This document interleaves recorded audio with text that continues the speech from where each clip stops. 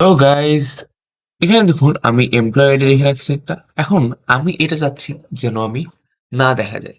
এখানে থাকবে বাট আমি দেখতে চাচ্ছি না। অনেক সময় কি টেবিল করে এটা মনে হয় এটার জন্য দরকার নাই বা এটার কোনো প্রয়োজন নেই বা দেখতে চাচ্ছি না। থাকুক বাট আমি দেখাতে চাচ্ছি না। তো আমরা এটা কিভাবে করতে পারি? তো আমি ফার্স্ট কি করব? এই পুরা এমপ্লয়ি আইডিটা সিলেক্ট করব। দেন কন্ট্রোল+1 দিব। দেন কাস্টমে যাব। তো এই জেনারেল যে টাইপ নিচে জেনারেলটা আছে এটা পুরো ইরেজ করে দিব। ইরেজ করে দিয়ে ৩ টা সেমিকোলন ডট দিব এবং এন্টার ক্লিক করব। দেখুন এখানে নাই। বাট আপনি চাইলে অন্য জায়গায় যায়ে লেখেন আপনার থাকবে। এখানে আপনি যা আছে কিছু দেখতে পারবেন না।